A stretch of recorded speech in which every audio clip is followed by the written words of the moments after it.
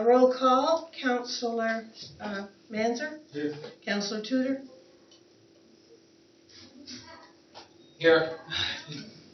Councillor Thurber. Here. Deputy Warden Ross. I'm here. And then Executive Assistant Taylor Robinson. CAO Jeff Sunderland. Manager of Municipal Services Tyler Pulley. Yep. And Coralie Ross, Manager of Corporate Services. I know what it is. You're still blue. Now, in saying that, I'd like to pause to seek guidance, please.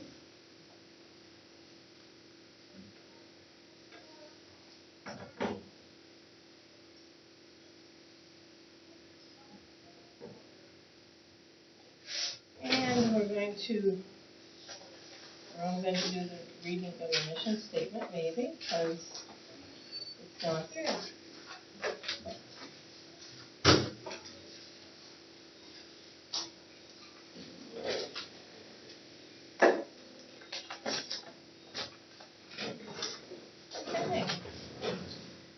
To provide, promote, or facilitate municipal services that meet the community needs by preserving, supporting, and enhancing quality of life for all. The next is the approval of the agenda. Is there any additions or deletions? I move to approve the agenda. Is there a seconder? I'll second it. All in favor? Aye. Contrary minded? Motion carries.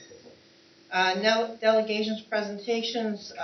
Erica Ralston, Turning the Tides, that I do not see in the audience. We will go on with Nancy Robinson, Digby and Area Housing Coalitions. Would someone like to motion for them to come forward and do their presentation, please? I motion that Nancy Robinson and the Digby and Area Housing Coalition. And is there a seconder? Is there a seconder? Second. All in favor? Aye. Contrary minded? Motion carried. Thank you, Madam Board and Councilors. I'm Nancy Robinson, yes, and I'm going to ask Harold Alexander to speak on it. He's joined the board. We're very pleased to add a cute business mind, and he's going to take the floor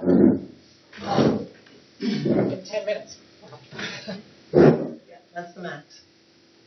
In my old age, my voice is getting very soft. So, anyway, can you hear me?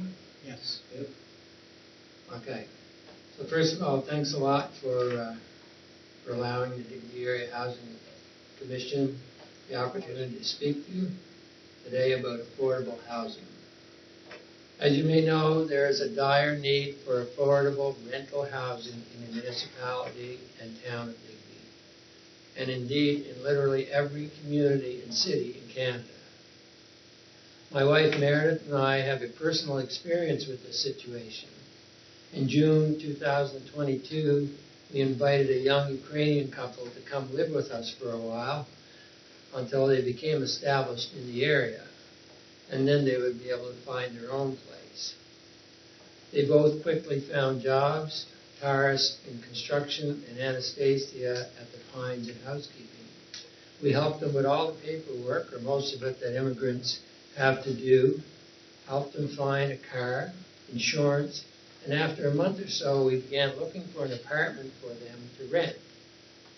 13 months after Taurus came to us, we finally found a nice apartment for them, 6 kilometers from Digby. It was a miracle. There is literally no available decent rental accommodations in the Digby area. We should do something about this. In my conversations with some of you as councillors over the past weeks and months, you have shared your concern that housing is supposed to be a provincial responsibility. Unfortunately, for anybody looking for an affordable place to rent in this area, the province or local developers have not begun to fix this problem in the last decade, and I suggest it will not fix them in the next decade either. As a community, we can and we should fix our affordable housing problem. It will be challenging, but we can do this. The Digby Area Housing Coalition has started this process. The coalition is a successor to a former organization called DASH, Digby and Area Affordable and Supportive Housing. Digby Area Housing Coalition registered with Nova Scotia Joint Stocks as a not-for-profit society on October 27, 2021. On May 15, 2022, we received a grant for $77,000 to help us develop our ideas and build a case for establishing affordable housing in the Digby area. The Digby Area Housing Coalition hired Michelle Levings, who's with us, as our do-everything person.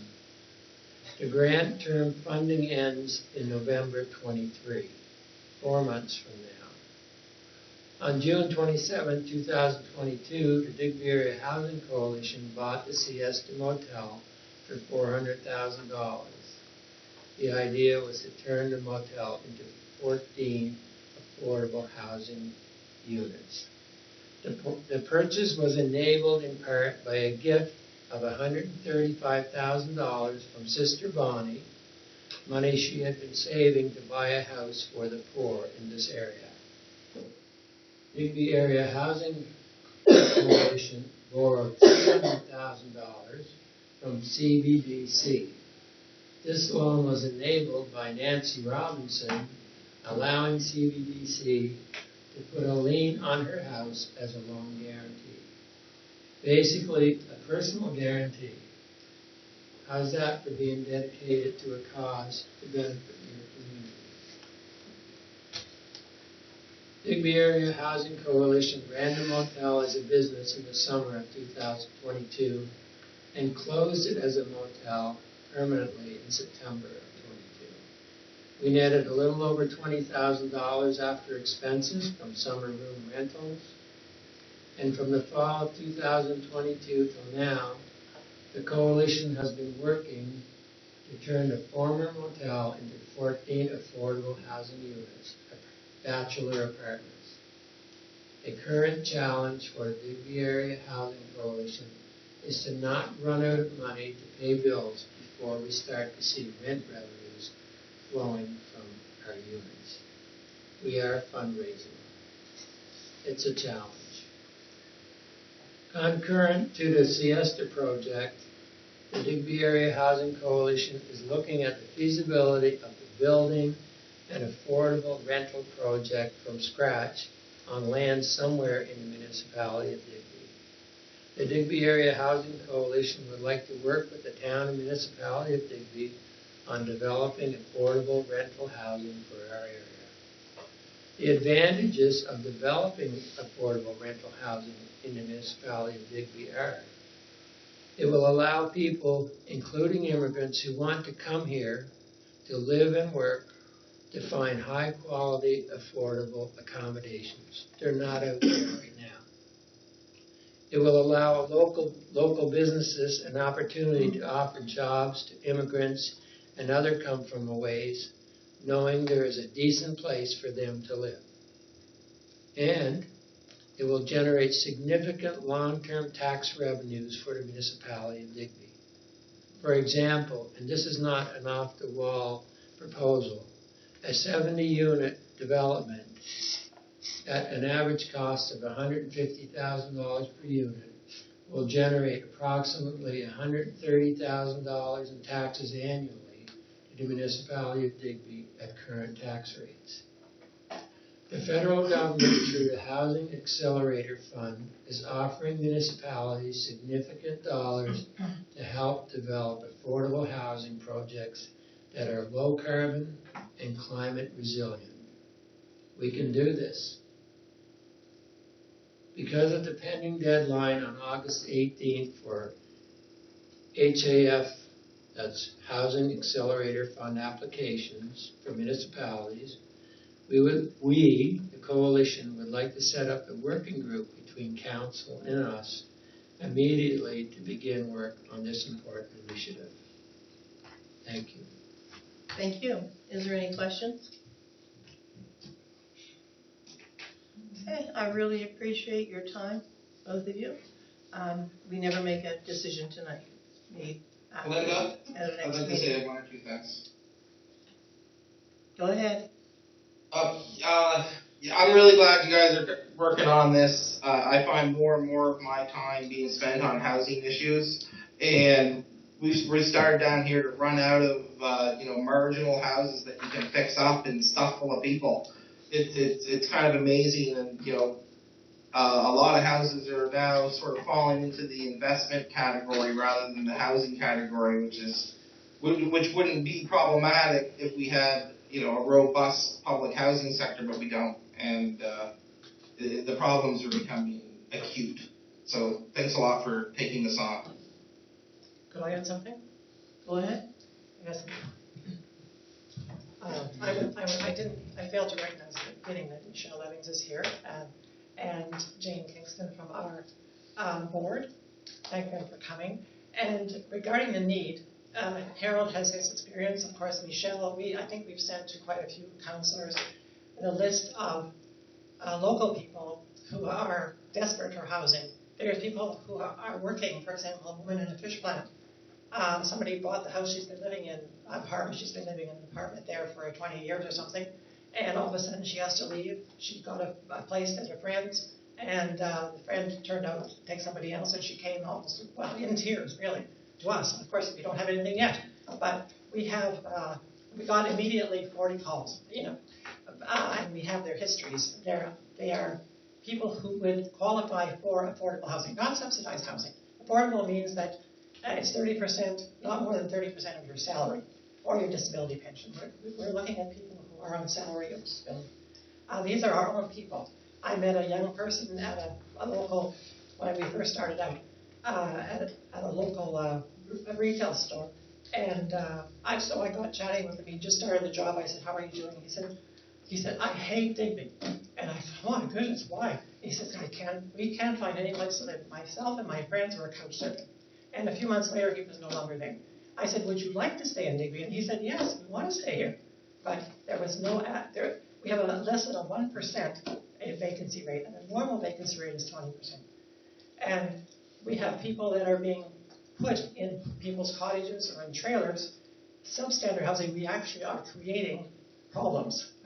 Older people who are lonely and don't have a community. And our vision, which I've shared with Jeff, that we drew up, is to have a mixed housing, project up to 180. Right now it's 86, but we can go to 100 in kind of pocket neighborhoods, cluster housing. And I know, Madam Chairman, that you can't make a decision tonight. This is, I believe, this is a council meeting, I understand. The working group does not require, I don't think, a council decision. Yes, it does, and we will be getting to it, Nancy. We really we will. But thank you very much. We have the August 18th deadline. So. Anyway. Thank you. Thank you. Thank you. The next person coming is Erica Roston, Turning of the Tides. Could I have a motion for her to come forward, please, and present? I motion for Erica Rolston to present. Is there a seconder? I'll second. Erica motion Turning the Tide. All in favor? Aye. Contrary minded? Motion carried. Thank you. Put one there for you, David. I'm sure he can read it from there. No, and I'll send him one electronically. Well, see, you should have cut that one, Dave. I should have. Hey, I'm gonna give Dave. I'll get one to you later, David.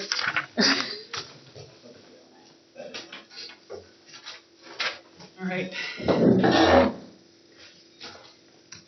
Thank you very much for your time and your willingness to hear. I'm going to remind you it's a 10-minute 10 minutes. Right?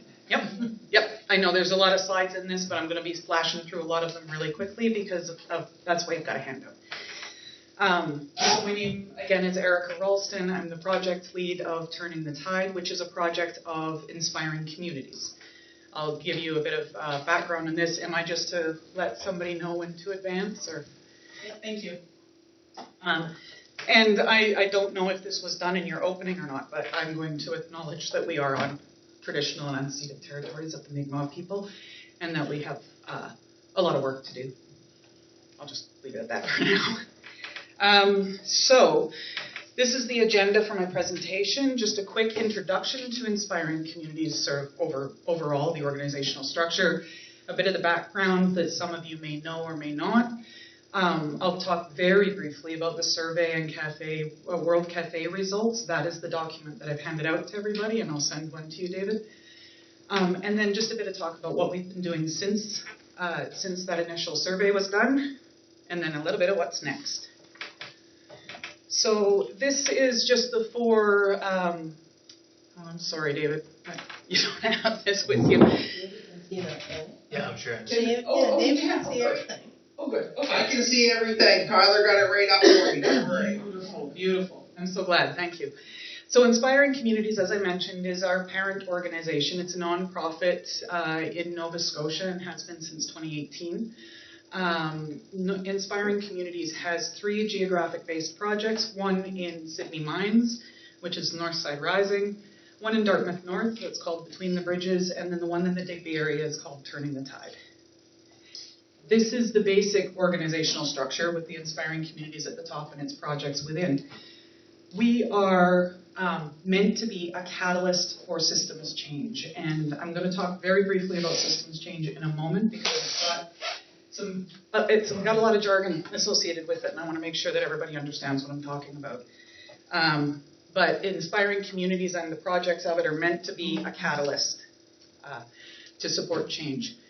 This very simple graphic is known as the Burkana Loop. It's a 3 to 5 day training session for all of the components of it, but this is the very most basic representation of that loop. What it represents is that all systems, whether they're natural born or human made, they all grow, peak, go into decline, and have to transform into something else. They either cease to be or they have to become something else. Every system, without exception. So it's important to say that up front because Inspiring Communities is not coming in and saying these systems aren't working, you need to change them. We're coming in and they're already changing. They're all changing all the time. But what happens as a system goes into decline in the down arrow there, before it can become something new, there's a lot of chaos. There's a lot of stuff falling away. There are people saying we could do this better. There are others saying we've always done it this way. There's all kinds of indicators that show where an organization, a community, a personal relationship is on these loops. The star in the middle is where Inspiring Communities and Turning the Tide live. This is where we work. So our job is not to be a part of the dominant system that we're working with right now, nor is it to be a part of the system going forward. Our job is to support a system in decline, to identify all of the components that are needed, including all of the lessons learned, to make the next iteration of this system more effective. I mentioned the indicators that we could be watching for. What we often see as a system is going into decline is a lot of chaos, a lot of confusion, a lot of mental load, a lot of burnout. Things like that are happening. You also have people who are really innovative leaving the system. When you see a lot of really innovative people on their way out the door, you know the system is in decline. It's one of the big indicators. So if we all knew that this was happening at all times, imagine how much calmer we might all be going into that chaotic time. If we were able to say, you know what, we know that there are people working in this. We know there are people who are pulling together all the resources that are needed. If we were being proactive and intentional about it, we could be undertaking a lot of change with a lot more grace. So this is just a really quick background that many of you probably already know. So 2018 Inspiring Communities incorporated, they might have incorporated the year before, but they came to Digby in 2018. One of the very first things that Inspiring Communities did, and I'll just take one step back before 2018, 2017, 2016, 17, and early 18. I'm looking at you, Angela, because I know you were at the Digby Dialogues that had been hosted by the college, and Michael Carty and Dana Perry were involved in pulling those all together. Those conversations already identified a lot of things. So when Inspiring Communities was looking for another community to land in, they said, you know what, Digby's already having these conversations. about how can community be involved in their own community. So when they came in 2018, they did these surveys, got 800 plus responses from across the Digby region, which actually is all of Digby Municipality plus, right? There's a little bit of a push out on either side of the boundaries there into Clare and into Annapolis.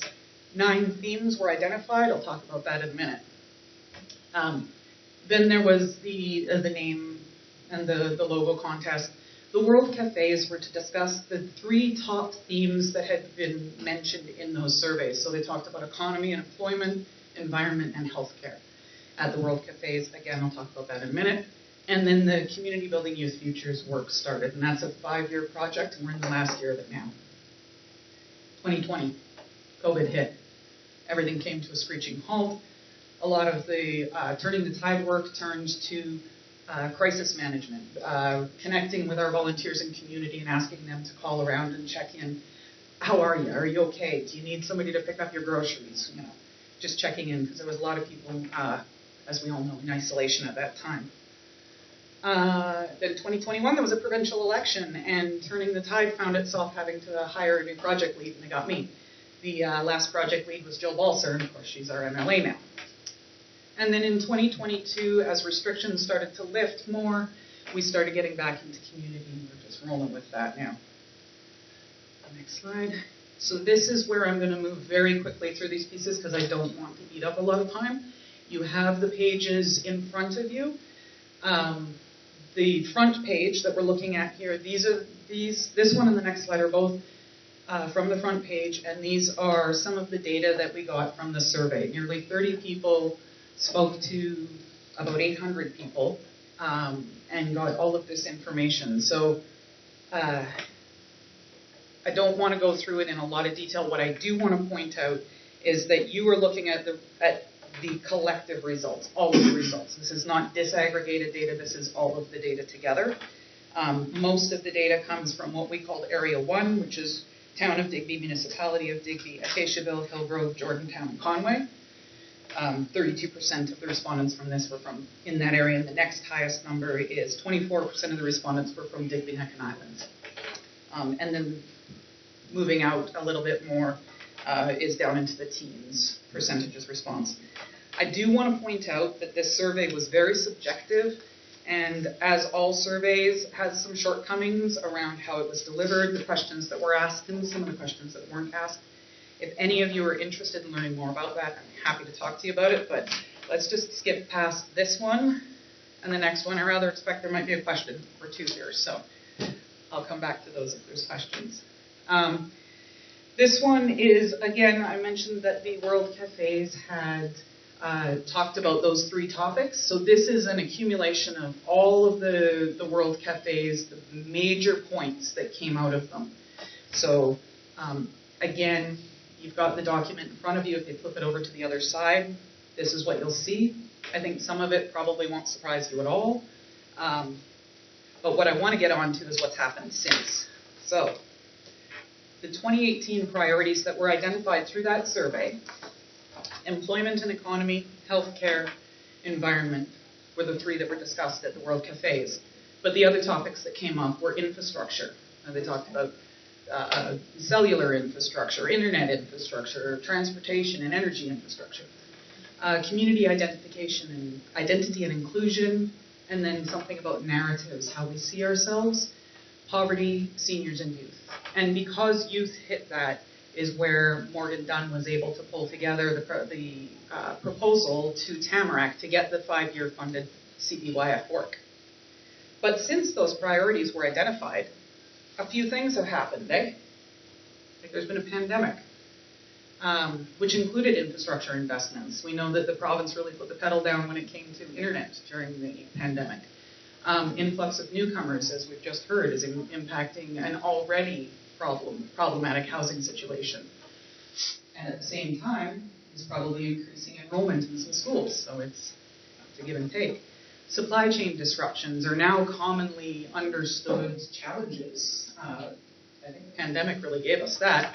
And workplace culture changes, I think we have yet to see how that's going to finally land. I think COVID really changed a lot of things.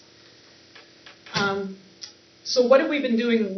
This is the whole, so what have you been doing thing. So this is just, again, super high level. I could be here for hours telling you about all the things we do, and I've got 1 minute left. So with and for youth, we do lots of partnerships with Schools Plus, with Digby Recreation. The alternate school, we were a part of making that happen.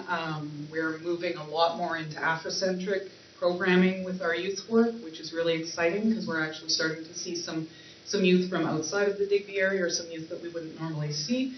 And we've got expanding offices to include One Birch. We're going to set up One Birch. The downstairs space from the Family Resource Center is going to be a community hub, starting with focus on youth, but we do hope that it will bring in community writ large.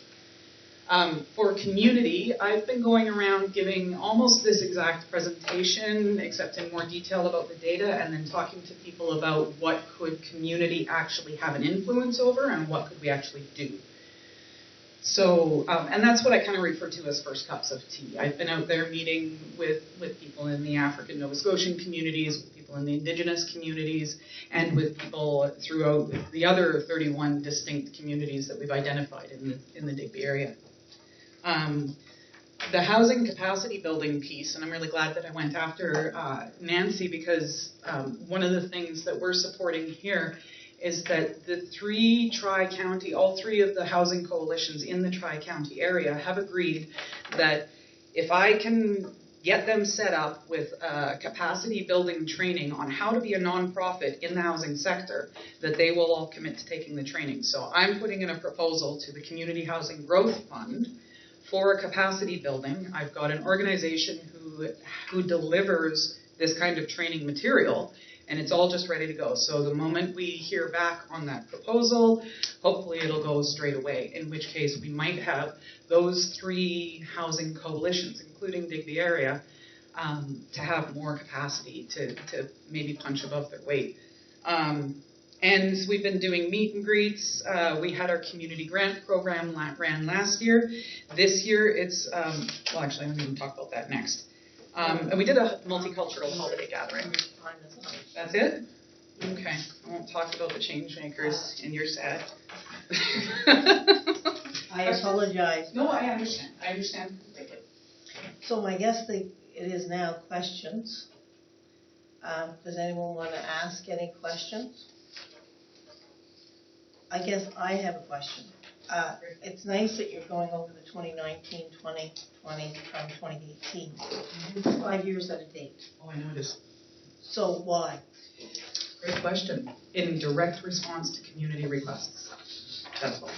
We had, when I first started with Inspiring Communities in November of 21, the very first thing that I heard was a report that we got back from a company our executive director had hired to do a 360-degree review of each project. And the top comment that came back to Turning the Tides is, you guys are great at collecting data, but you never report back on it. We haven't heard back on any of those data that you sent us, that we gave you before. So I'm using this as an initial touch point, and I'm saying the exact same thing going in. These are the data that were collected, and here are the shortcomings of the data, and what has changed since then, and where should we be putting our energy now. Because to me, that Oh, I know. it's so dated. I was resistant to doing it initially until I realized, you know what, it's just a matter of respecting the work that has come before, and using that as an opening for conversation. Yeah, to me, yeah, if you're talking, and then you should be saying, what do you see is today, not, Exactly. yeah. No, the presentation that I give out in community conversations that I do, after I talk about the data, we go into talking about personal power and collective power and what could community actually influence.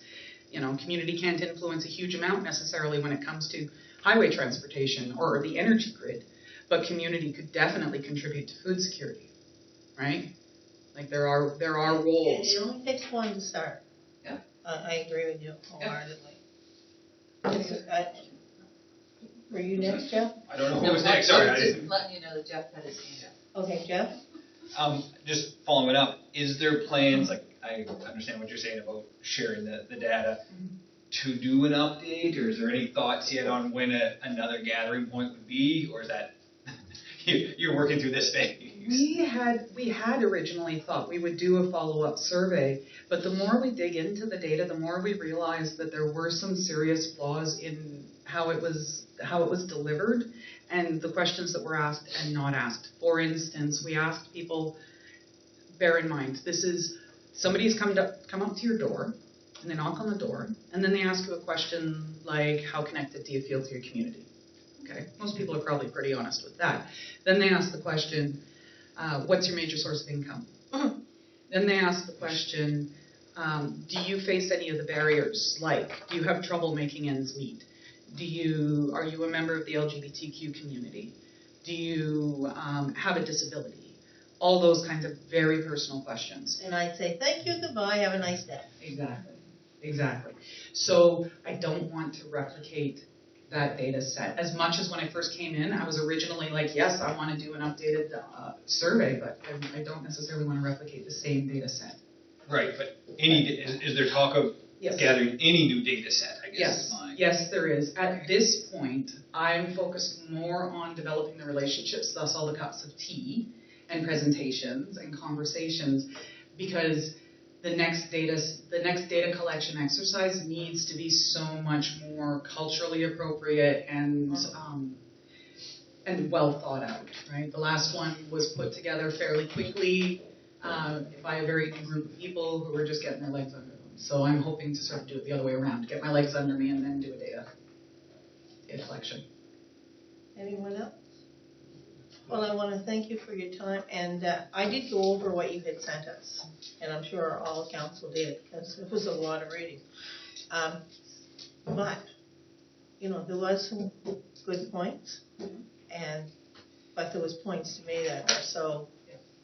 And I am happy, I'll leave some of my cards maybe on the edge of the table here, and I'm happy to answer any questions one-on-one. If you have any concerns about the data sets, if you want to see any of the data as it's been disaggregated, I've done quite a bit of disaggregated data as well. I'll need to set up a meeting. Perfect. Thank you very much for your time. Do we turn this off? No, we got one more coming up, but a little bit. Yeah, there's a third person. Thank you. Okay, next is the minutes of June 27th, 2023. Is there any errors or omissions that anyone saw that wants to bring forward? I'll move the approval of minutes of June 27th. Is there a seconder? I'll second that. All in favor? Aye. Contrary minded? Motion carried. Is there any unfinished business from those minutes that anyone would like to bring forward?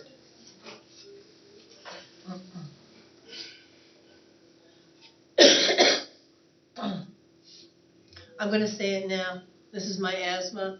It's not COVID. It's not a cold. Finally I had my breathing test today, which I failed. But could be worse things, right?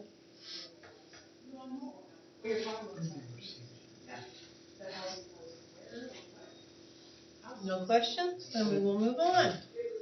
The next is the CAO report. Our meeting reminders actually looks quite nice. Well, Lots of red, yeah. I guess the easiest way to put this is August the 8th in August, Committee of the Whole is the only meeting we have. In September, we have a bylaw and policy on the 5th. On the 12th, we have a Committee of the Whole. And on the 26th, we have Council. I thought we had, no, TIR is it's October. Okay, sorry. And reminder, all meetings are on Tuesday. Anyone have any conflicts? All right. The next is the action items from previous meetings. Anyone have anything of concerns about? Okay, they were all addressed. Update on capital projects. As you can see, the rural internet, we have a partial bill payment. Other than that, it's a pretty fresh list. We just passed June was the passing of the capital budget, so it's just month one. A few things underway. I do expect by September there'll be updates on there with some of these summer-based activities. But, Well, you can only Zero. that's it. And the financial report was sent out. Does anyone get any questions on the financial report? Hearing none.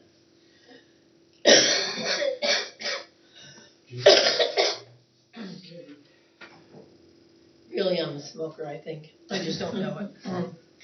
The next is under our standing committee items, bylaw and policy recommendation, courageous canine advertising.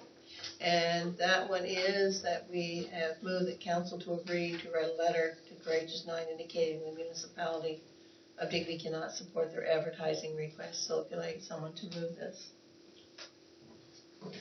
I'll move the council agree to write a letter to Courageous K9 indicating that the municipality of Digby cannot support their advertising request. Is there a seconder?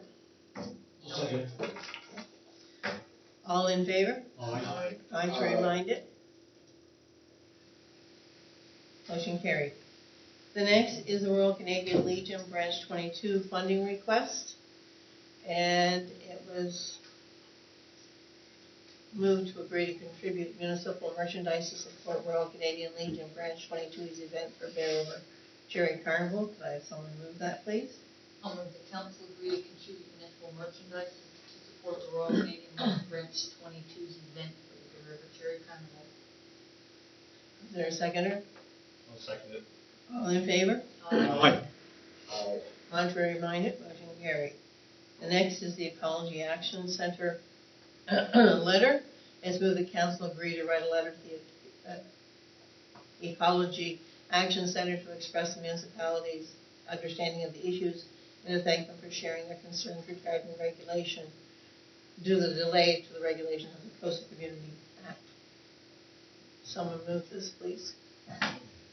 I'll move the council agree to write a letter to the Ecology Action Center to express the municipality of Digby's understanding of the issues and to thank them for sharing their concerns regarding the delay to the regulations of the Coastal Protection Act. Is there a seconder of this? I'll second that. All in favor? Aye. Contrary minded? Motion carried. The next is a letter from the province. I'll move that the council direct staff to send a list of municipally owned land that would be suitable for housing developments to the Department of Municipal Affairs and Housing. Is there a seconder? I'll second that. All in favor? Aye. Contrary minded? Motion carried. Next is the audit committee recommendations. The 2022-2023 audited financial statements, and they've been distributed at the meeting. Would you like to come forward, please? I do not believe we need a motion for you, because you're just going to bring us wonderful, fantastic news. Yeah. No, I'm not attending the time limit. You might be out of luck. Even when I talk real fast, I probably can't go that fast. For some reason, we give you more time. You are paying me to be here. You might want to hear what I have to say. I mean, we have to pay for you to come here? Oh, yeah. Yeah. Gee. Not that popular. Okay. Okay, so we presented the draft statements in detail last week, so this is just going to be a bit more of a condensed run around. There's been there's minor changes, but nothing significant, so I'll highlight those when we get to them. So everybody's been given a copy of the statements, and we'll just jump right to page 1, the independent auditor's report. So this is the important part. So we have audited the consolidated financial statements of the municipality as at March 31st, 2023. And in our opinion, they present fairly in all material respects the financial position of the municipality. So, clean audit opinion, congratulations. Basis of our opinion, we've conducted our audit in accordance with Canadian generally accepted auditing standards. So there are national standards that we follow that we apply to every audit, and then it gets tailored down depending on the size and the type of organization. We believe the audit evidence that we have obtained is sufficient and appropriate to provide the basis of our opinion. So there's an other matter. So pages 8 through 12 are not required. to be in the statements, so we just have to disclose that they're there. They do add a lot of color and they're very important, but they're not required. So they're only subject to auditing procedures such as necessary to audit the rest of it. So that just has to be in there. Responsibilities of management. So management's responsible for the preparation and fair presentation of these statements. So I will caveat that you do engage us to prepare these statements, but ultimately Jeff and management take responsibility. So they're mine for a while until Jeff says they're okay, and then they're his. They're responsible for such internal controls as they deem necessary to enable the statements to be free from material misstatement, whether due to fraud or error. In preparing the consolidated statements, management is also responsible for assessing the municipality's ability to continue as a going concern. So going concern, basically, do you exist 12 months from now? Can you execute your liabilities and collect on your assets? So that has to be assessed all the time. And then those charged with governance is responsible for overseeing the financial reporting process. Auditor's responsibilities for the audit. Our objective is to obtain a reasonable assurance about the consolidated financial statements. Reasonable assurance is a high-level assurance, but it's not a guarantee. So as we've discussed before, this is not an audit for fraud. We don't audit every single thing. It's sample-based. We spend more time in the areas that we deem to be of high risk. While we do go over everything, things that are very low risk do not necessarily get the same scrutiny of other things. So it's a sample-based approach.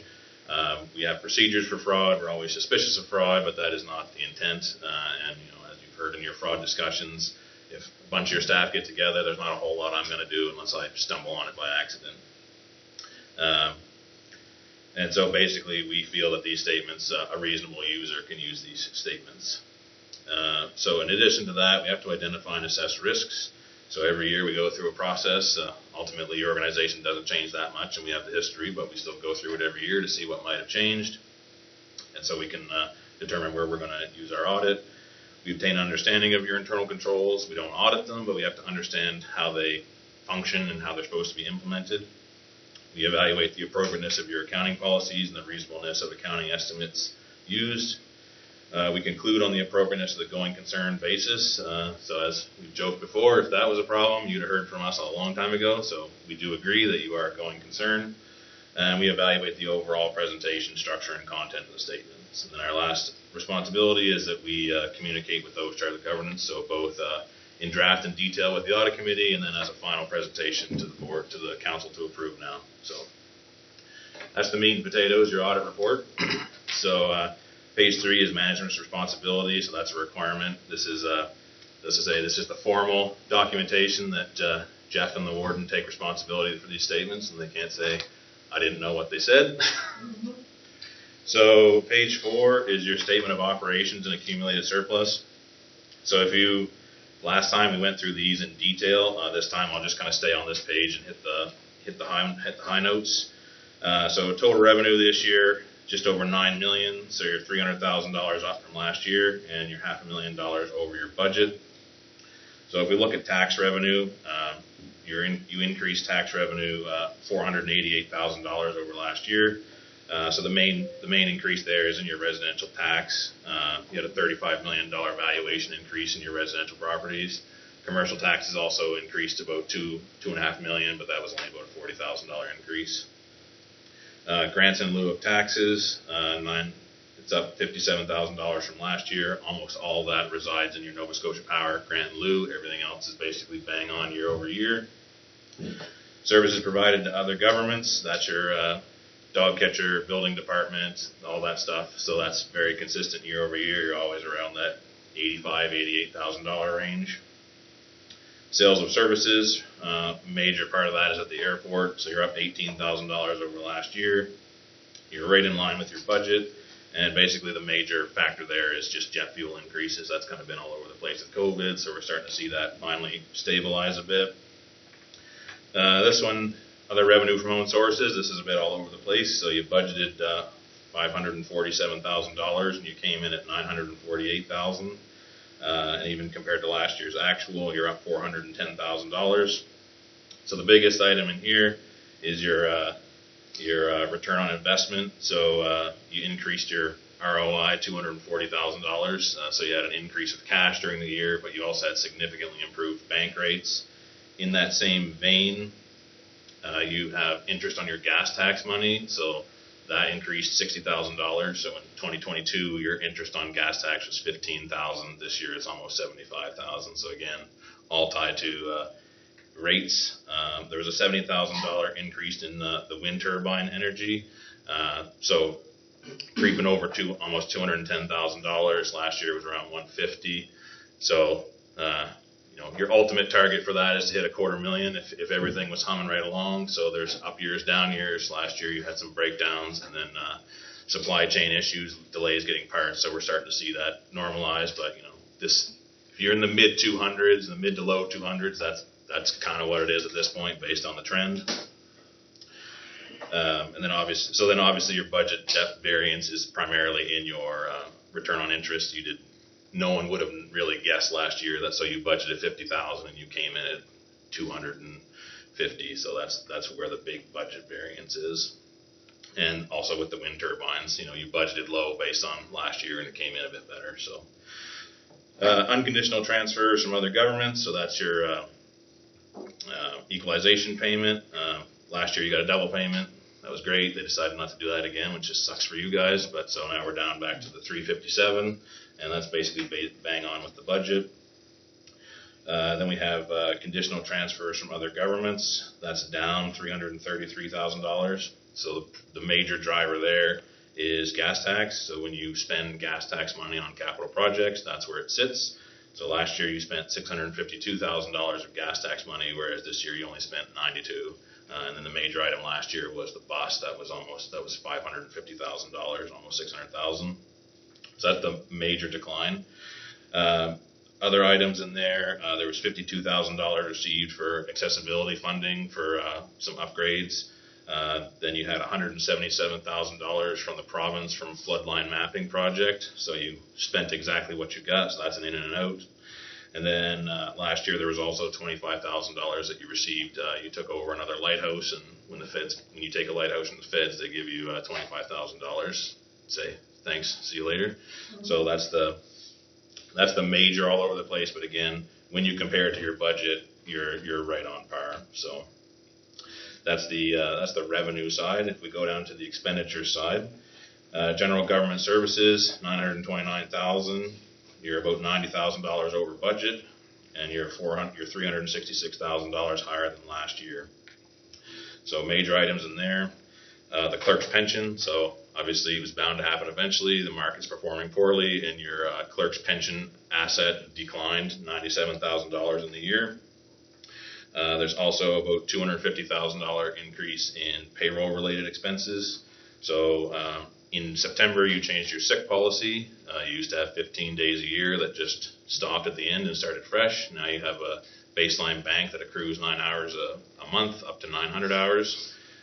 So the estimated liability at this time for that is $75,000. So that's a big pickup this year. Then you accrue for your vacation time. So that's a $40,000 adjustment compared to last year. And then you just have overall general wage increases as well. You had a 4.1% CPI this year as compared to a 2% last year. You have reevaluated your wage scales also, so those numbers have moved, and you have some newer staff that are still moving up through their scales, so we're seeing increases there as well. And then the only other thing that's a little bit higher is you had a $17,000 increase in grants to organizations. So this year it's $90,000 as compared to $73,000 last year. So again, a lot of organizations coming out of COVID and starting to get their wheels moving again. So we expect to see that continue. Protective services, basically bang on budget. You're only off budget by $8,000, but you're up $308,000 over last year. So no surprise, the RCMP contract was up $170,000 over last year.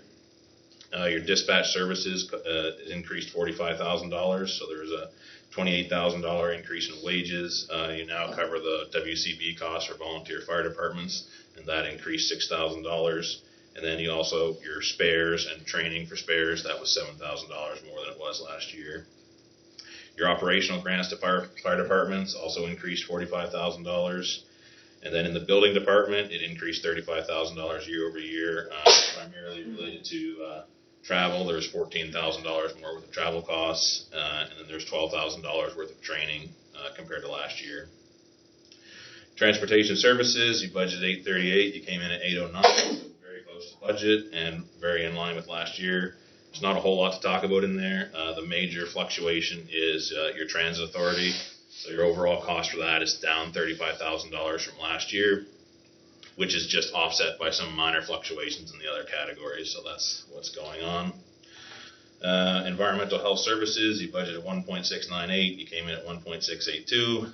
Basically, again, right in line with last year. You're up $32,000. There was increase to your solid waste disposal contracts. They're budgeted increases every year. And there was also $30,000 of increased cost for the Smiths Cove sewer system with laterals and general repairs and maintenance, which was offset by decrease in repairs and maintenance for your joint sewer services in your Weymouth area as well. So that's how that smooths out. Environmental development services, 766 was your budget. You came in at 703, so that is significantly higher than last year, $211,000. But the major item there, again, is the $177,000 that you spent on the floodline mapping project. So that basically accounts for all of your increase. Recreation and cultural services, it's up $25,000 over last year. So there, again, your across the board wage increases affect that as well. But also the budget for dark was about $15,000 more than it was in the year prior. So that's the major item there. And then your gain on disposal, an extraordinary item. So the small turbine in Smiths Cove was taken down. So that $32,000 represents the undepreciated cost that you wrote off. It cost you about $6,700 to take it down, but that's buried in environmental development services cost. So that's how you get to your $8.653 million expenditures. So overall, that gives you an annual surplus of $390,000. You had an opening surplus of $17.536 million, and you ended up at $17.926. And then your budget's very, very close. Like your expense budget's only about $20,000 off from actual. So very, very well budgeted. If we go to page 5, it's your statement of financial position. So cash and cash equivalents, $6.46 million. That's up from $5 million last year. So you increased your cash position by $1.44 million. Major items in there, obviously you had a strong surplus position of almost $400,000. Significant increases in deferred revenue this year. That's what's driving that. Your reserve funds, that's increased $267,000. That's almost entirely the increase in gas tax. So you got $380,000 of gas tax funding. You spent $90,000, so you added $290,000 there. And then your other accounts fluctuated slightly. That's the major activity. Your tax sale surplus bank. So obviously, when you, as you're all aware, you sell something at tax sale. You hold the funds for 6 months, and then if it hasn't been taken back, you hold it for 20 years. So you have a separate bank account where all that money sits. And then you also have an offsetting liability down below that matches. So every 20 years, Corley brings a little bit back in for the people that haven't taken it, and add a bit more when Nicole sells stuff. Receivables, 1.243. That's up from $1,088,000, so you're up $155,000 there. There's a bit all over the place, but the major driver there is your increase in tax receivables. So you're up $145,000 there. So basically, your tax levy went up. Your receivables are bound to go up with it. You're sitting right around 10% receivable, which for you guys is kind of your historic trend. As we talked last time, you do take a 5% allowance on that every year. Which is more than enough to cover your losses historically. The only time you ever really lose is if you have to demo a property before you sell it, which, that's pretty rare. And as we discussed, there's a few chronic or big fish in there. So when you back that out, your everyday ratepayer, you're not holding a lot of water for them. So you're in a pretty good position there. Then your pension benefit excess. So as I said, that went down from last year. So the market performed poorly, and your portfolio went down, so that had to be marked down accordingly. So your financial assets, $12.9 million, so you're about almost $2 million more than last year. Tax sale surplus and your liability, that's what I mentioned. That's the offsetting to the tax that you're holding for 20 years. Payables and accruals, 876. So you're up $246,000 from last year. So in that, you have an $85,000 increase in trade payables. The majority, almost over a third of your trade payables, relates to the floodline mapping project. So there's 122 of your 360 ties to that one project. A lot of the bills came in at the end of the year. You also had the $75,000 sick liability, which is new for the year. $56,000 increase in your wage-related accruals. So along with your wages going up, your source deductions, your CPP and EI, WCB, all those costs proportionally increase as well, along with increased rates. So we see that in there. And then also we have a $35,000 accrual for Housing Nova Scotia. So they didn't provide an invoice for the 2023's deficit. So we just used a 5-year average and stuck it in there. So that's based on the history. We feel it's a pretty good estimate. So that $876,000 basically breaks down to the $367,000 of trade payables. There's $170,000 owed to DDA because DDA doesn't have a bank account. Everything's transacted through the municipality, and then you just have this due to from liability to them. You have $162,000 of tax sale excess. So that's the 6-month money from the tax sale that was in March. And then we have that $135,000 of payroll, which is your sick liability, your vacation accruals, and all your source deduction liabilities. Payable to fire departments, so that's the area rate that you've held and not remitted. So that's what grows there. Asset retirement obligations, your favorite thing. So that's $516,000. So basically, what we did there is management assessed all your properties and came up with the areas that they determined to have legal requirements for asset retirement. And there's basically 6 things that you came up with. So there's the 2 wind turbines, the fuel tanks at the airport, there's a little bit of asbestos at the airport, and then the demolition of the transfer station and public drop-off and remediation. So those are the 6 items. So what they determined was what would it cost, what did it cost right now, but technically it's supposed to be what did it cost on April 1st, 2022. So cost to do all your remediation there was $540,000. So then we have to take that number and project it in the future to what it would cost when these things actually have to be dealt with. So that number is $890,000. So then we take that number and bring it back to today's value at March 31st, which that came to just about $500,000. So you have a liability pickup for asset retirement obligation, and then you added to your assets an equivalent amount. So you added an asset of $496,000, and you added a liability for $496,000. So the asset side of it is depreciated over the useful life of the asset, the residual useful life, and then this asset retirement obligation is going to grow from the $496 that we started with on April 1st, and eventually it will end up at the $890.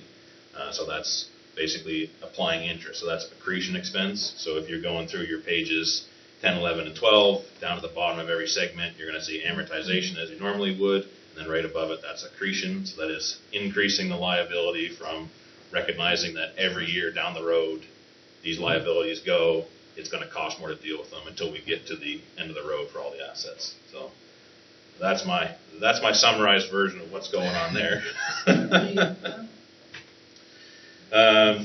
And obviously that's a first year pickup. So every year moving forward, that asset retirement liability will nudge up.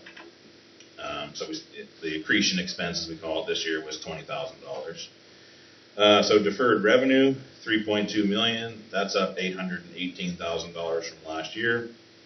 So inside of that, we have $2.3 million of gas tax funding. So we added, as I said before, we added $290,000 to that in excess funding. We also have $175,000 in safe restart money that's going to linger around until we can pull stuff out of our hat. As we did mention, this potentially will be something we're discussing a bit more aggressively next year about whether this has to be brought into income. Hopefully the province gives some clarity, but just bear that in mind. There's also $270,000 of tax prepayments from people that felt like you needed their money more than they did, so you have to hold that as a liability until the September tax billings or whenever they get chewed up. And then we also have $505,000 in the Sustainable Services Growth Fund. So you have a couple years to spend that and some outlines from the province, but it's pretty clear that there's no expenses eligible prior to April 1st, 2023. So money came in and it's just sitting as deferred revenue. And we have our long-term debt. You have 2 debentures, and you made $179,000 of principal payments. So your net financial assets, $6.6 million compared to $6.3, so we got $300,000 left from last year.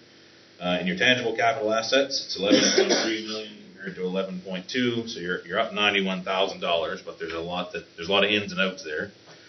So you had $727,000 of additions and $603,000 of amortization, as well as a $33,000 loss on disposal of junking of the small turbine. So your major additions, it's the $497,000 of asset retirement obligation asset that was added. Then from actual things that you bought, the biggest individual item this year was the building department Bronco. That was $40,000. There was $21,000 of airport paving, $29,000 for lift station upgrades on the DDA lift stations, and there was a cabinet electrical panel replacement on the Weymouth side for $26,000, and there was some other miscellaneous pump and electrical things, but that's the big ticket items. So a big up and a big down, and we end up with a $90,000 increase, and then that gives us our accumulated surplus of 19.26. And that number agrees to the page before it, so I did something right. Page 6, changes in net financial assets. That just shows how you got from your beginning position to ending. So you take your annual surplus, you add back your acquisition, disposal, and your amortization, and that's how you get your $299. Page 7, it's an accountant's page.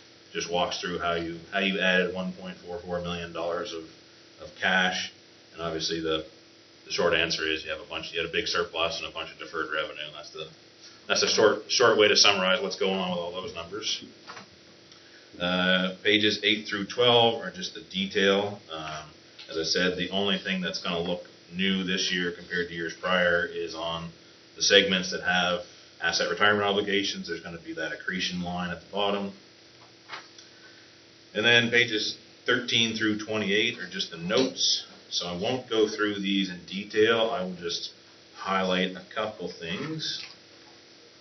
So in the accounting policies and changes in accounting policies, we discussed this last time. There's the fact that you had to adopt asset retirement obligations, and you also adopted financial instruments and foreign exchange. Those, you've adopted them, but it doesn't really mean anything to you, so we just have to say that they're here. And then there's a whole bunch of explanation on asset retirement obligations and what you did and the assumptions that we used. Page 18 just gives you a bit more breakdown on how your receivables work, where you started, where you ended up. Page 19 gives you the detail on your tangible capital assets, and then there's a new column this year where we segregate out the asset retirement additions so that they don't just get buried in with capital asset purchases. Deferred revenue is the same. I will bring your attention to page 23. So this is the detailed breakdown of King's Transit Authority. So they have not approved their audit yet, and so we had drafts that management kind of went through, and we agreed that it made sense. And then Coralie sent me an update this morning from them, and their numbers had changed. So compared to, if you still have the draft from last week, you'd have noticed that their management fee number, it was $49,000, and they came back and now it's $55,000. So we previously presented that you had a $3,000 surplus, and now they say you have a $3,000 deficit. I would just note, that so management fees seems to be where they're having their issues because they did restate 2022, and I think that also was issued with 2021, and it all seems to go around their management fees. So just something to bear in mind.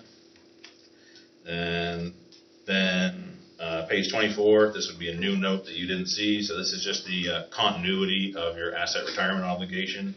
Again, just explains out your methodology. Then we have what we picked up when you adopted, and then this year's accretion. So that just has to be there. And then pages 27 and 28 weren't in the drafts. So these are just your segmented disclosures. So you don't budget by segment, so this is just a bit of an exercise that's required.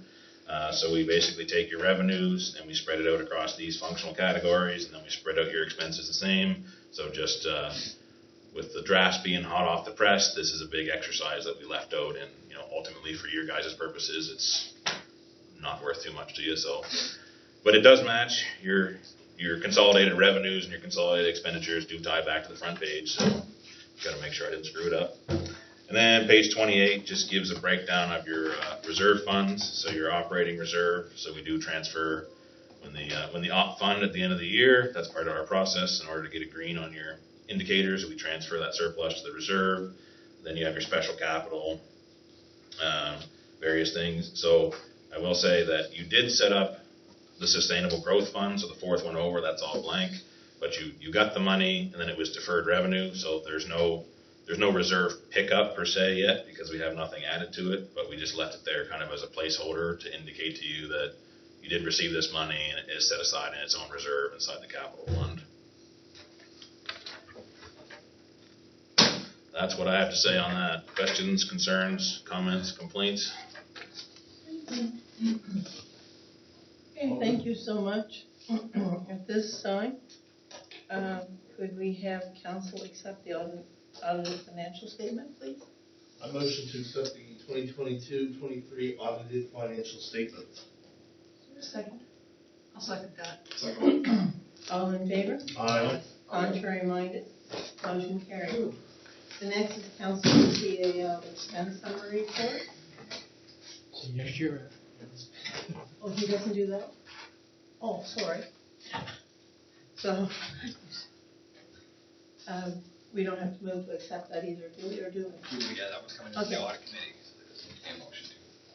Wait to be okay.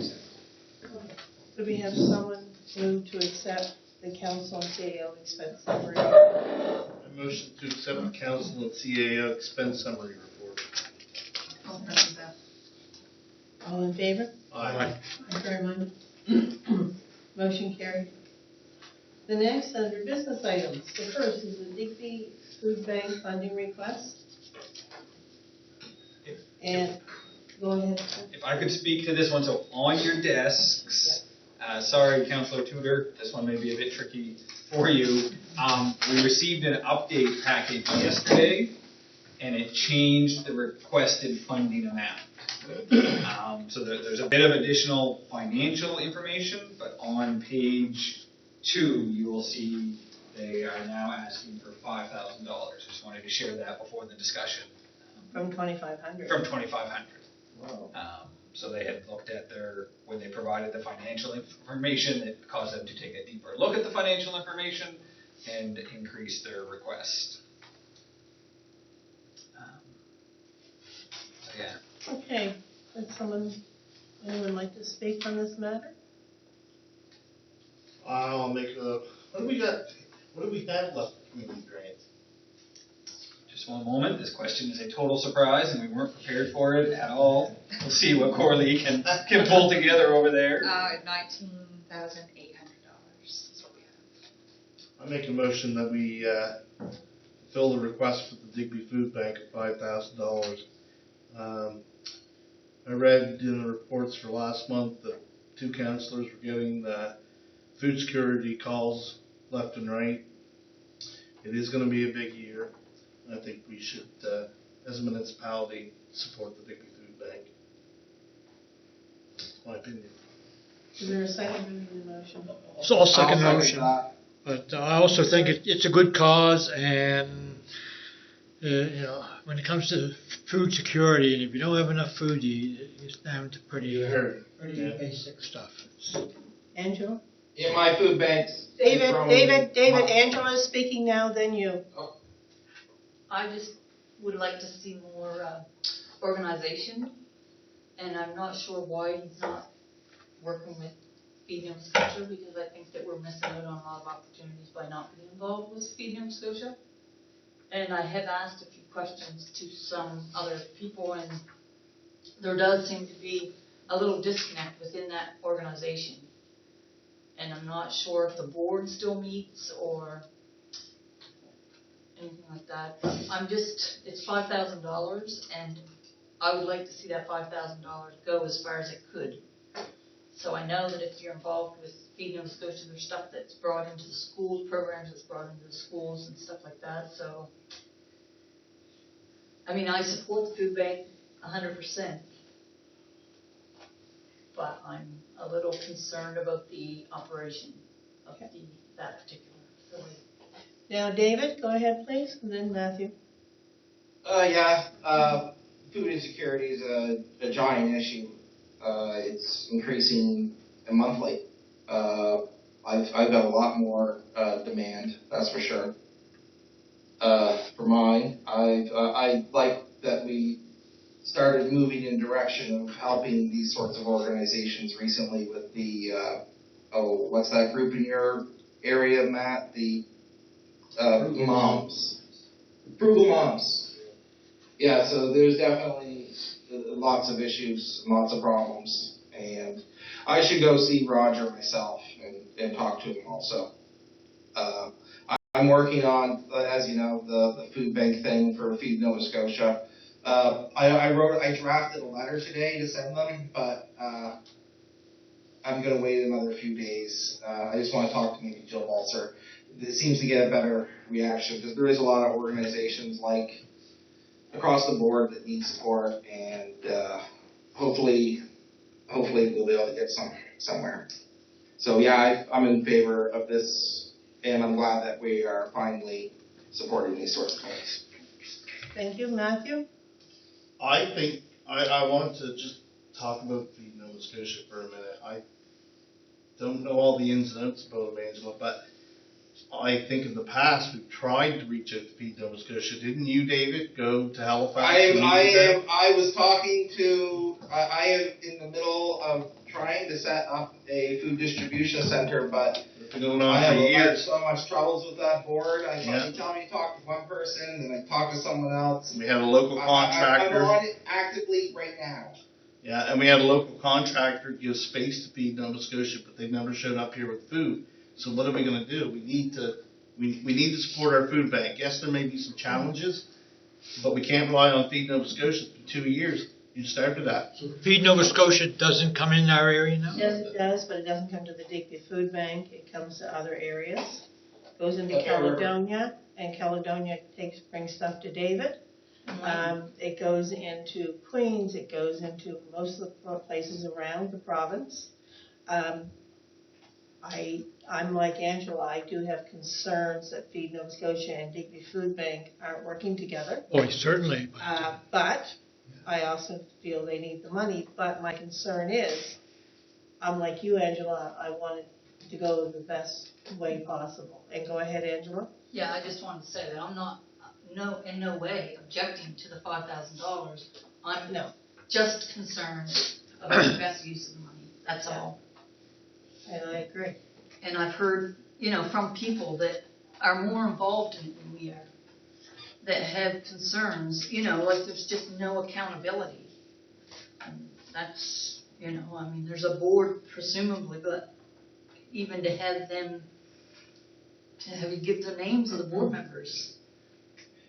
Feed Nova Scotia also requires like a ton of standards, and they have a ton of rules. And actually, I find not every organization is willing to abide by those standards and rules. Yeah, well, the rules that I've heard, just so you know, has been we do not ask you what your income is, and we do not ask you for your health card number, and we do not ask you for your social security number. Those are 3 rules that Feed Nova Scotia say are not necessary or needed. But we're getting off topic, so I'm going to ask Jeff what he'd like to say, and then I'm going to do a vote. Jeff? I was just going to remind everyone that we might be getting off topic, and maybe it's time for a vote. Oh. Well, you got me off the path. Okay, all in favor, say aye. Aye. Contrary minded, motion carried. Next is the Regional Planning Initiative. And that, I can't remember what it was. It's just to talk about it. Jeff, go ahead. So this project, I'll speak, I'm going to say more briefly than the lengthy package of information that came with it. This initiative started in 2018. I was in a different role when it started. Linda Fraser and I at the time were supporters. Planners, or the planning side of our world, regionally, I think most of you are aware there aren't very many planners here to help with that work. There used to be some around in the valley. Our current planner at one time was much more local than it currently is. Other municipal units that had planners saw them retiring and were having a lot of trouble finding suitable firms to work with for small municipalities. So a project was started, and a group that basically started with us in the town of Digby and goes all the way around to the Shelburnes, including Clark's Harbour and Lockport, I think, in this, to look at what a regional planning solution might look like. The initial concept, I think, honestly, was like a planner, right? Maybe two. As we explored it and looked at needs and some of the benefits of working together, you start to get into the report you see on all of the benefits of that. There is another large regional planning commission in the northern part of the province, Antigonish, Guysborough, Cape Breton, that area. So we worked with consultants. I was part of the project committee for this, working on it over, I'm going to say it's been active through most of COVID and coming out of COVID. I think it's a fantastic initiative with great potential. However, I would suggest for our area, geography is posing a problem with our participation. We certainly open for a discussion. So the municipality of Clare is not participating in this initiative at this point. They wanted to wait, see if it would work. They've had some past experiences with regional partnerships that they, going back a long ways, but there's still some memories of those. And the town of Digby has decided that they are not participating in this initiative. So as a standalone unit, the only unit left in the county, a long ways away from what will be expected to be the center of the initiative, my gentle suggestion in this conversation would be that we look at maybe not participating initially, that we send a very positively worded letter or response that we are very interested in seeing where it goes. Yeah. And that geography is just a challenge. The group is well aware of the geography challenge that's growing. I'm not sure if the group has been fully informed of the Digby decision, but I did confirm at Digby's committee the whole meeting last week. They are not participating. I do think there is potential in the future. The initiative was designed to understand that there may be some units at this stage that continue and some that don't. So I think hopefully there are some very, very keen municipal units in it that it will still happen. It just may be some scaled down for the initial staffing or how that will work. Have other units approved, or have they decided to go in with it, or haven't decided? Some have, some are discussing it. Most, the discussion was hoped to happen in June. As most of you are aware, the bottom half of our regional area that are leading this initiative were occupied through June with the fires. So July, we're trying to get back on board with clarity. I believe the municipality of Shelburne has committed officially. The municipality of Shelburne has no planning currently, so they are one of the most keen supporters of this. It's anticipated that Barrington, Argyll, and the municipality of Yarmouth will also likely participate. I don't think they've all made their final council decisions. And we've had a good working relationship with our existing planner through the 2 years. We understand there are challenges. He knows where there are challenges. We think we can work on some of those things going forward to ensure that relationship with both PAC and the customer-based side of that work is positive for the municipality. I'm gonna say, I could talk a long time with the initiative. I don't know, again, with kind of a direction that will maybe not pursuing it. If anyone has any questions. I'll make a comment. I'd just like to say that, I mean, Annapolis, we've been dealing with the municipality of Annapolis, with Annapolis Basin Conference Center, and we're working with the third planner, municipality of Annapolis. They can't seem to keep somebody, they come and get a little bit of experience and then they move on. So I would like for us to continue to watch this initiative, because I think it's very important that we have a younger planners on. Like if you had 3 planners, I think it would be good because you'd be drawn from a team, and there's so many changes right now with what's going on in society that I think that new person initiative is very important, and sometimes that lacks and it hurts us, so I just like to keep watching it. How many planners does the northern region have you were talking about? So the northern region is it the northern region. I can't remember off the top of my head, George.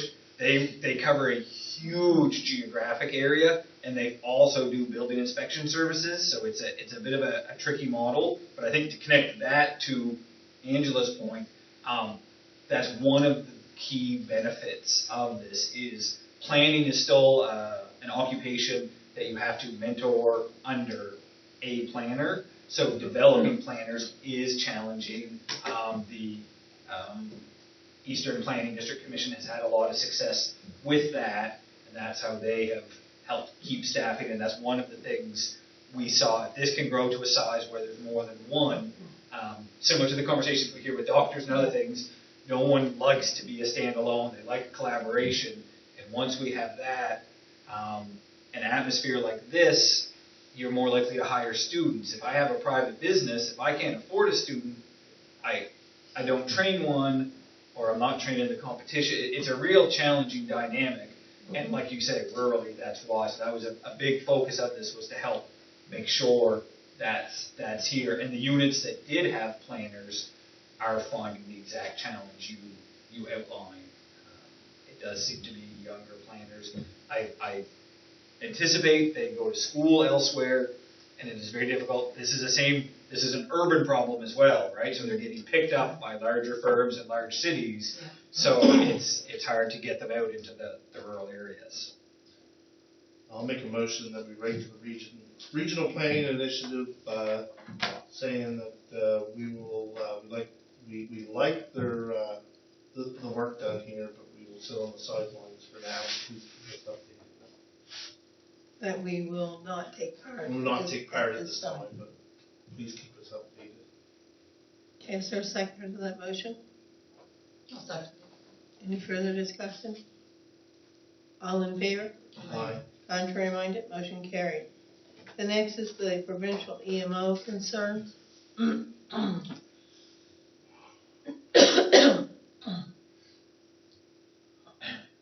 Go ahead, Jeff, please. So at our REMO advisory meeting, a discussion was held. There's concerns on staffing levels and some evolution of what's happening with REMO in the rural part, or certainly our rural end of the province.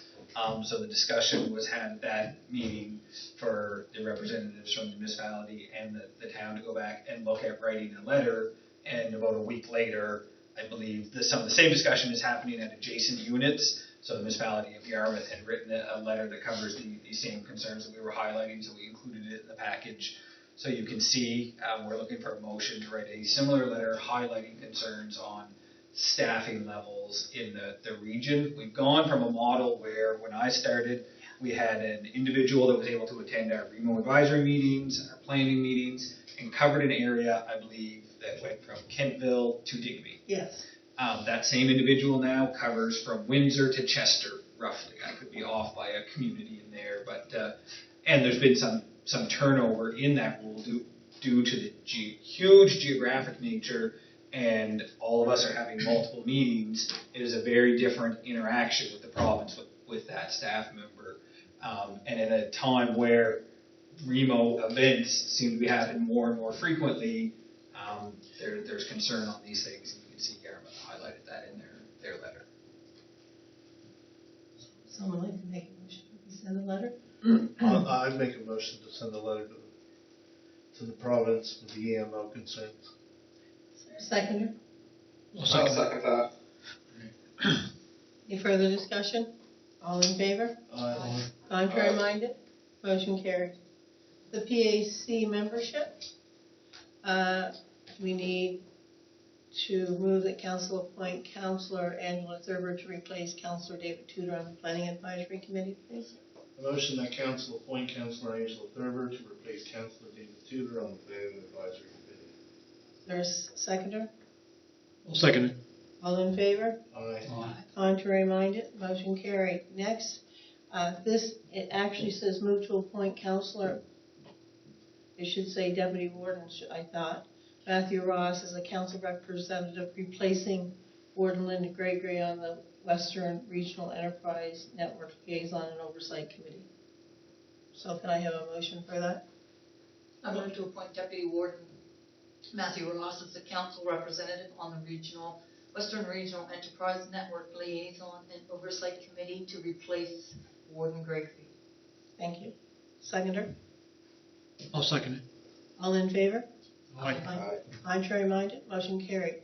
Next is to move to appoint Councillor David Tudor as the alternate council representative of the Western Regional Enterprise Network Liaison and Oversight Committee, replacing Deputy Warden Matthew Ross.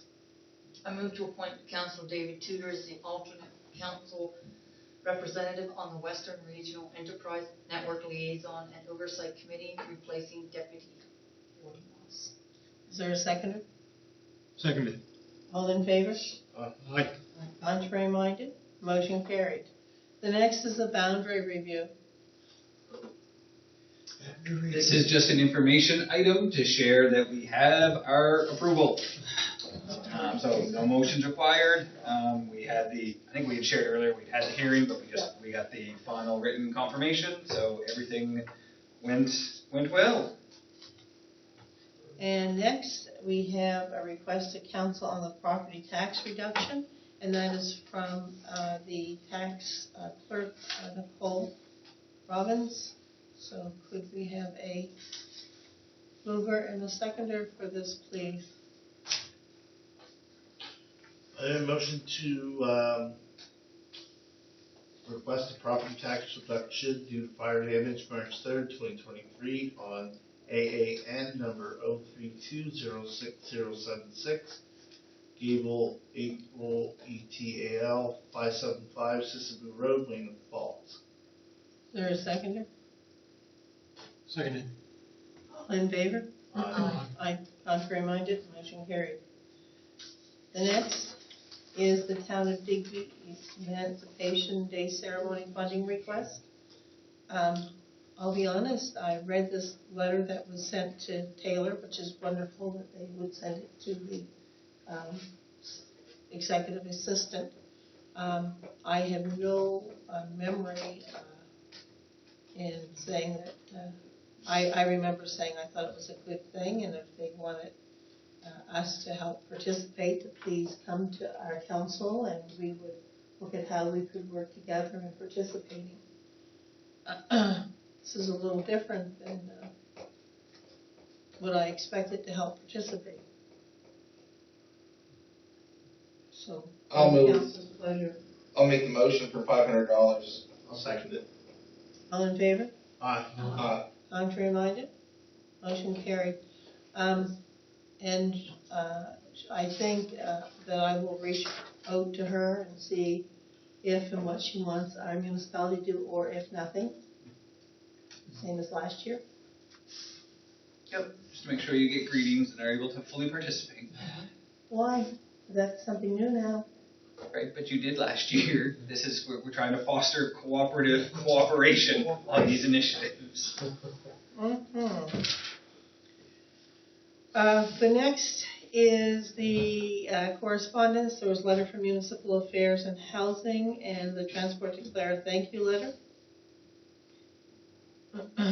And then there was, under the Advisory Committee meetings, REMO Advisory minutes from February 22nd and the PAC minutes from May 16th. Is there any questions? There's nothing under other council committees. Under the joint intermunicipal committees, reports was the Senior Safety Advisory Board minute package, June 8th. The waste check, June 29th. 23 financial update, regional chairs, and Tyview Terrace board minutes. Is there any questions? I guess my Linda? yes.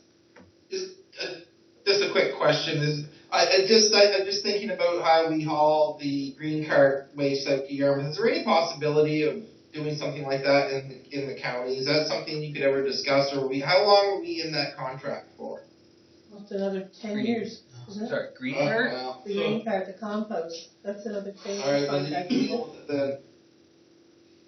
I can't remember the term right off the top of my head, David, on the green card. It changed after we pulled out with the digester. Yeah. When we went back, that changed the nature of that relationship. I understand there's a bit of movement with that. I still think compared to most other units, that's as other than being in the Yarmouths, that's as local as getting rid of green. I think a lot of the other units are trucking it significantly further. I can't remember, the Sustain model, I think, wants some of the green bin stuff too, don't they? The plant, like, I would anticipate one of the conversations in the future will be, is it getting trucked to Chester, not closer to here? Digby Salvage, I was talking with him, and he said that he'd just taken a course on leach it and running that type of dump. So there might be possibilities of conversations in the future, maybe with him if he took that course. And he says he also has property across the road. Just something to think of instead of it just so. I mean, we'll have to check on the date, but I thought it was a 10-year commitment we took.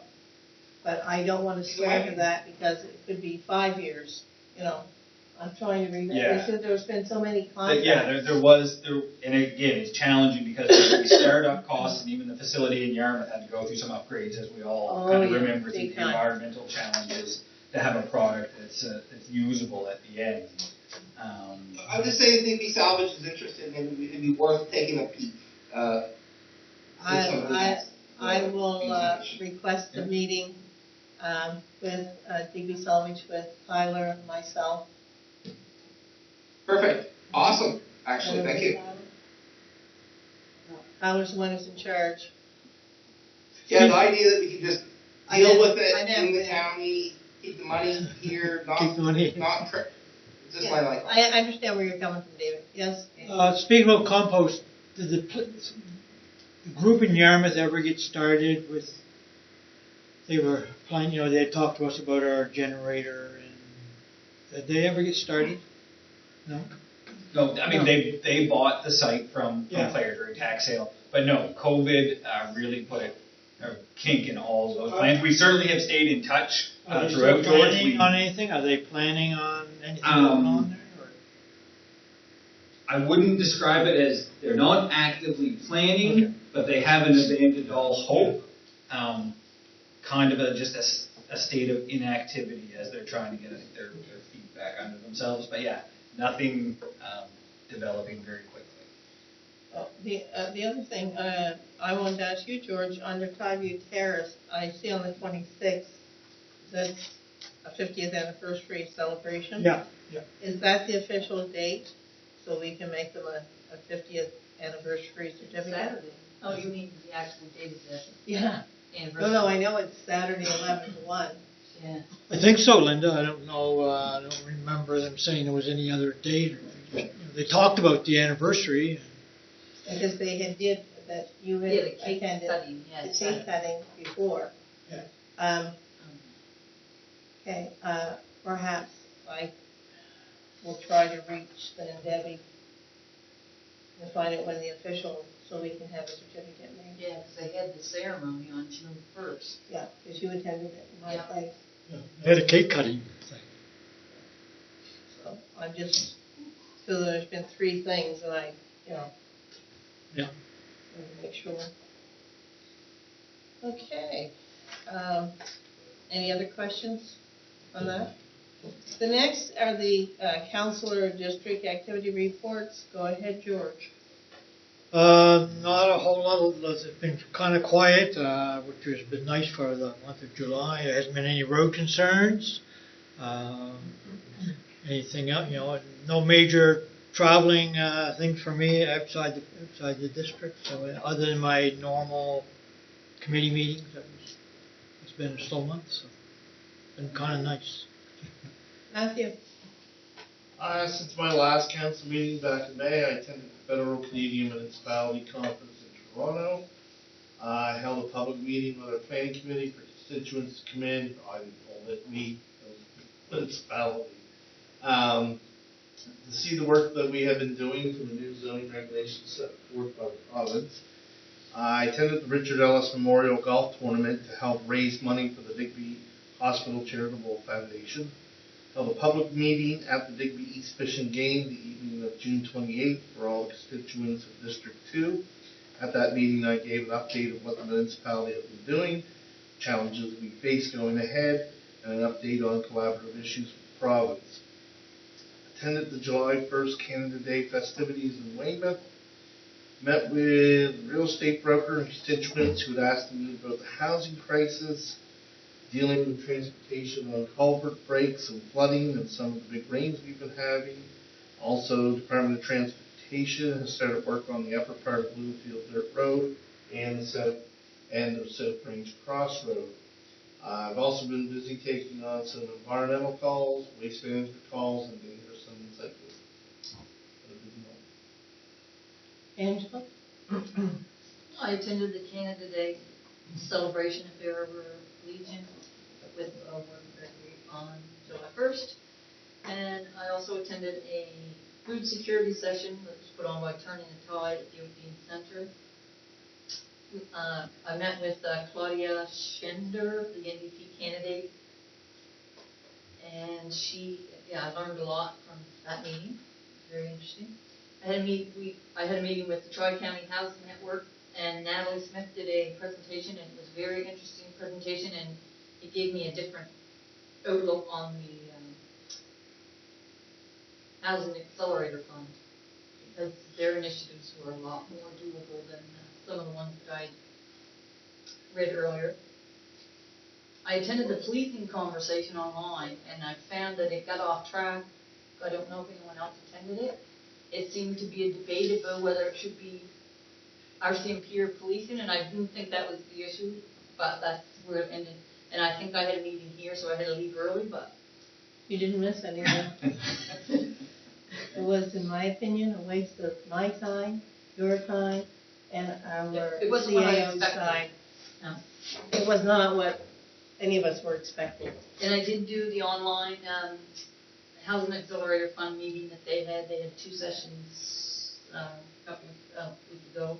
I attended both of them. I did attend some of the ball game on Friday night, and when I left, the fire department was doing very poorly. I don't know how the end results came, but the RCMP were definitely winning. I attended the Cherry Carnival on Saturday.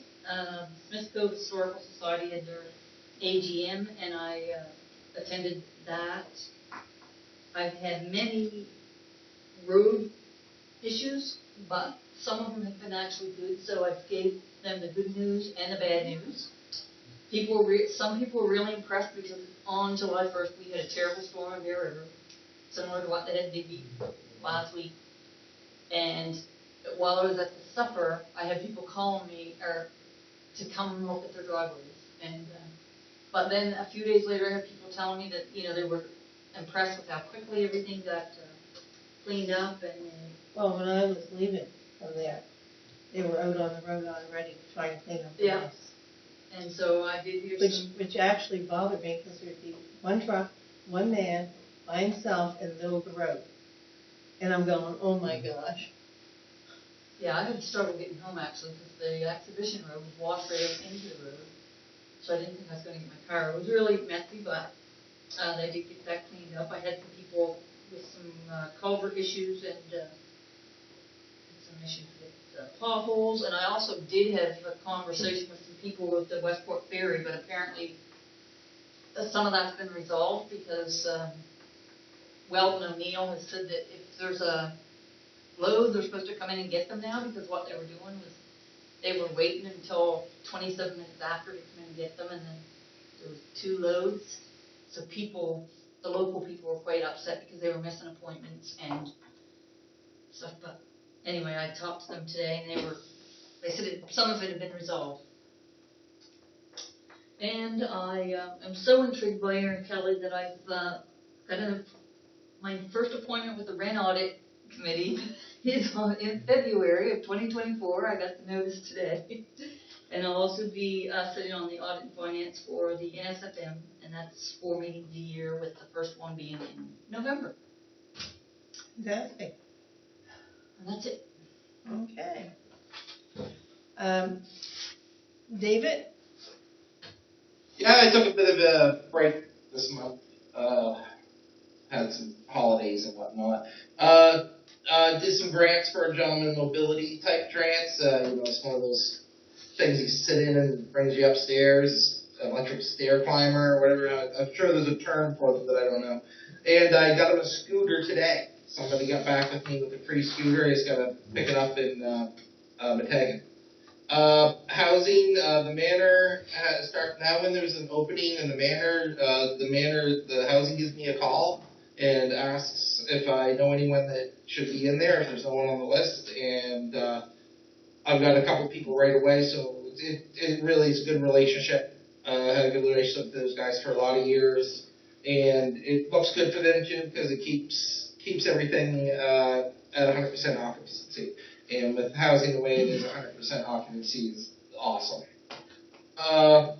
Talking food insecurity still talking to the Beat Nova Scotia. People are on holiday, so they can't even give me good answers and stuff. But I wrote a letter today for Jill Balser to contact me again, because the last time I had Jill Balser, things got rolling. And I'm going to wait another few days, and then I'm going to maybe write Jill. I don't want to bother Jill unless I got to, but I'm thinking I might got to. Continuing work. I'm trying, continuing on my plan for sort of a Bethany bin type business here on the islands for some of the young folk, handicapped young folk, so they don't get stuck doing nothing when they're done school. So that's coming along. Talking to a few people, got some good ideas. David, isn't there a lady on the island that does that? So Diane has a Bethany Bin type yard sale that she raises money for Claire, Oh, okay. Yeah. That's So all this right. would be different. I've talked to a couple people. There's some buildings available, so I'm quite optimistic. I've been volunteering at Bethany Bin, trying to get an idea how the whole setup works. And I've been talking to some of the big cheeses. I'm going to be having some meetings, hopefully, with them in the next few weeks. Once summer rolls by. The Legion, still helping the Legion. Got the free internet and telephone and TV. So that was a good help for the bottom line. That's every month those come. The health authority, we're sort of trying to do a little bit of a campaign. We want to encourage people to go to the nurse practitioner here, because we have people in Westport. Your doctor's like in Windsor, right? And that doctor in Windsor could be seeing someone in Windsor. And the local person could just be seeing the nurse practitioner. And as people get a lot older, it becomes more and more difficult to make these doctor trips for hundreds of kilometers. And so just, anyone from Centerville down to the islands, to Westport, can just simply switch over and they can go to the nurse practitioner. And so I've been talking with the health authority a little bit about along those lines, trying to maybe do a little push on that, maybe in passages. All these islanders driving all over the province, taking in other spots, in other communities when we have somebody good right here. So we want to be efficient that way. The community health board got a hold of me, going over some. Every now and then I do projects and I'll ask the community health board for some funding, and they followed up, and it was kind of nice. They said that my projects always come off as advertised. they said that that doesn't always happen. Part of that reason might be is they'll only give you a fraction of what you ask for. So if you ask for $4,000, you're lucky to get 500 or 1,000.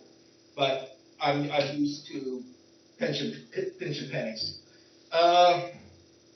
The therapist magnet campaign was a giant success, so I'm trying more campaigns. I'm still doing the community care benefit. I'm still finding people, even weeks after I started, who could totally apply to this and it would really help. Organized a couple of local meetings, and we have a big giant argument. Got my dog barking at me.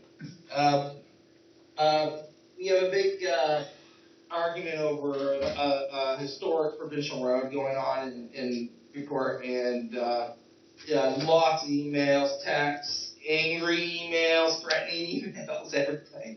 But I think the province is handling it quite well, and I myself don't see what the problem is at all. But some people do. Yeah, I think that's. Bunch of news on the Westport cutter being moved to Freeport. Can you wait a second? Hi. Pardon me?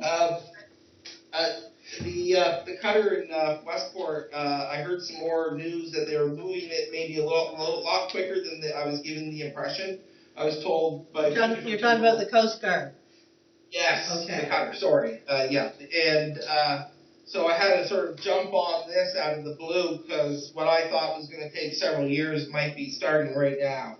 So that was a bit of a surprise. So I got a hold of Arnold from Chris Donchemont's office, and I have a meeting with a Zoom meeting with the Coast Guard representative from the Department of Fisheries, or DFO, and Penny Graham from the Westport Harbor Authority. So we're hopeful that maybe something can be done, but the fact that it moved so quickly when we didn't think it was going to makes me a little nervous that this is. Where are they thinking of moving it? From what I've heard, and I haven't heard nothing official, that the Freeport Harbor Authority. So at least. Oh, it's going to stay in the area though. It's Yeah, not like it's going to Yarmouth. Yeah, we definitely want to keep it on Westport for numerous reasons. Also, just to give you an idea of how government saves money and costs money, I have a business owner in my district. Have been writing letters to DFO and talking to Chris Donchemont and whoever else I can get a hold of. There's like one person in Atlantic Canada that can do the stability test.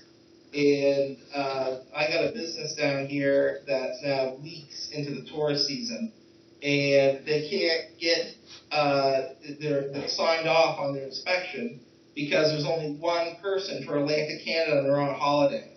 So,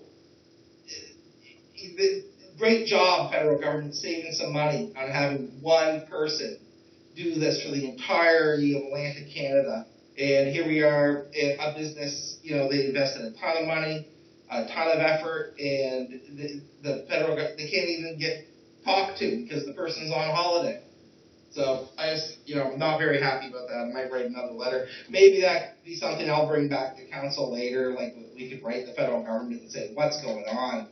That you have one person with this pivotal job and nobody else to do it. It really bothers me, that one bit. And I moved 40 bags of garbage in down by the road. I'd like to thank Joey Stanton and Digby Salvage for helping me out. They helped let me know. They let me bring it down to the road and they dealt with it, even though it was quite a mess. So thank you very much, Digby Salvage, for that. I think that's everything. Sorry, you tell I took a break. Yeah. Okay. Myself, I sent out so you could all see what's happening at the Sandy Cove Beach area because of the traffic counter that's being put in. So I just wanted to send it out for information. I also attended the Smith Cove Fireman Department breakfast on July the 1st. followed by the opening ceremonies for us in Weymouth, followed by Bear River. So it was a busy, busy day, July 1st. And then I attended David's grandfather's 100th birthday celebration in Westport for Mr. Raymond, and that was very, very nicely done. I then, we had a meeting with the NDP later that and it was actually very good information that she gave. That evening was the Lobster Bash opening ceremonies that I also attended. Also, the next day I gave out certificates to all the remaining members of Stock for their 50th anniversary. Again, I was at the closing of the Lobster Bash and the unveiling of the plaques at Van Tassel Lake. And actually, the lady that used to live in the house, she was a Van Tassel, and she's now Mrs. Madalena Eflin. She was there. They actually took her over to where her old house would have been as she grew up. It was very well done there. I also attended that NSFM meeting on policing, wishing that there's better things to be doing because I didn't see anything. Matthew and I were over at the climbing wall having fun. Yeah. Except Matthew didn't want to climb it. I was trying it. Not for all them kids. I attended a fundraiser for the Stanton family who lost their home in fire. There was a 170th anniversary at the Baptist United Church in Acaciaville, and they had a strawberry social the day before and then the church service. There was a 50th anniversary tea at the museum in Digby, which I attended. We also attended some meeting with some people over concerns with road conditions. Though the one thing I will say, which we're all very happy with, they actually fixed, after 25 to 30 years of complaints of how bad the flooding is in the Mount Pleasant area by the O'Neill residents. It only took, well, I've been on council since '94, so it's not quite 30 years. So I can't, but it was finally done, and they've done an excellent job. They put in a cement thing, the whole 9 yards. We're still having flooding in other parts, but at least they fixed that, and everyone's, even though it was a pain, because they've now flooded their poor pasture and where their cattle's going. That's been totally flooded after they fixed it, because they put the road through there so we could get it in and out of town. But they were not very happy. I mean, everyone was happy over it. It just looked like a swimming pool though after the fact. Also, there's been also concerns with King's Transit leaving Digby a little early or coming in late. It's the early that's the concern, because, then they should be waiting until it's time to leave, not leaving early. Also, there's been various other concerns that I've been trying to deal with. I guess that would be the easiest way to put it for me. Okay, now that covers that. We have an in-camera, which is contractual, and after that we'll be coming in to do a little bit more business. Is there anything that you wanted to ask on what's happened this evening on our agenda? Oh. No, I just,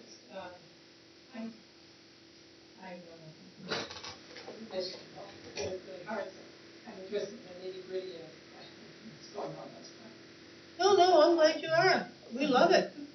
Of course, I'm interested in the housing. Yep. I think I've put things a little bit the wrong way. We're kind of here as a resource, and that's what we want. Oh, we know that. We know that. The HAF kind of as Angela knows now, it's a potential, if our housing plan goes ahead, you know, 100 houses, a potential, you know, $5 million that could be. So, you know, we're just hoping that, I mean, it's kind of unfair that they put such a short window for the upgrade. It's ridiculous. So, that's the only reason we probably would have come here 6 months from now. No, thank you so much. Thank you for letting me have a last word. Thanks, Dee. Could I have a motion to move in camera for contractual issue? I'll motion to move the camera. Seconded. All in favor? Aye. Contrary minded, motion carries.